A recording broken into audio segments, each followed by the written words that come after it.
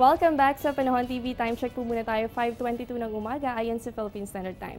At dahil nga po Friday, alamin natin ang magiging lagay ng panahon sa mga susunod pang araw, lalo na po bukas, Saturday and ganoon din po sa Sunday. Narito po ang ating 3-day weather forecast mula sa Pag-asa.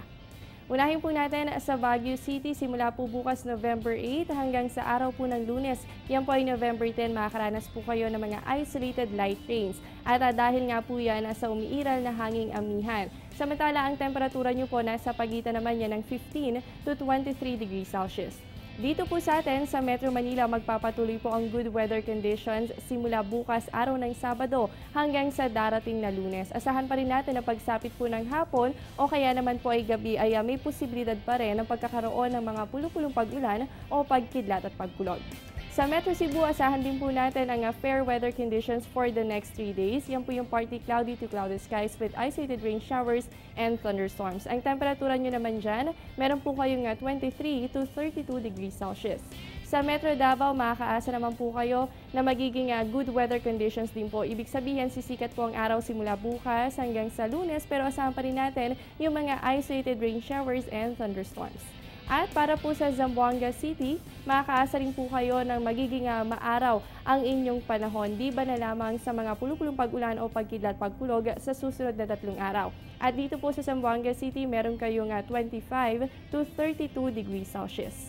At ngayon naman po alamin natin ang magiging lagay ng temperatura sa mga piling lungsod sa bansa.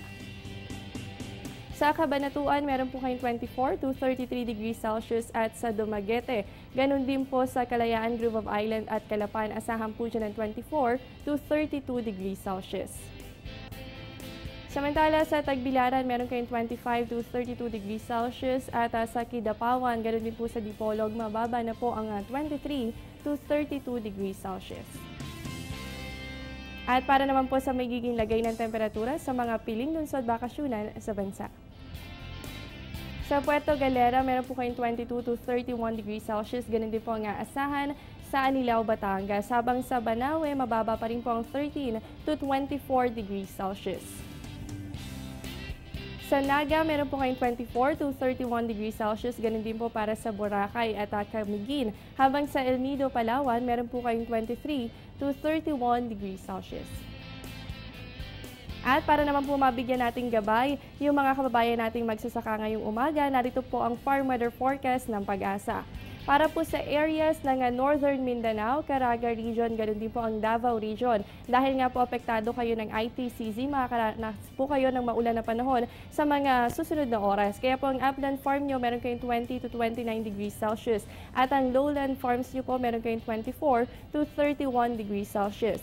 Para po sa inyong relative humidity, meron kayong 75 to 99% at ang leaf wetness po magtatagal yan ng 4 hanggang 6 na oras. Samantala, sa natitirang bahagi po ng ating bansa, makakaranas po tayo ng fair weather conditions. Kaya po sa upland farms, asahan po dyan ng 16 to 22 degrees Celsius. At sa lowland farms, meron po kayong 23 to 33 degrees Celsius. Para po sa inyong relative humidity, yan po ay nasa pagitan ng 62 to 97%. At ang leaf wetness po magtatagal yan ng hanggang 4 na oras. At ngayon naman po alamin natin ang ating naging extreme of temperatures kahapon po yan, November 6. So yung minimum temperature natin pumalo lamang sa 23.4 degrees Celsius, habang yung maximum po natin umabot naman yan sa 30.4 degrees Celsius.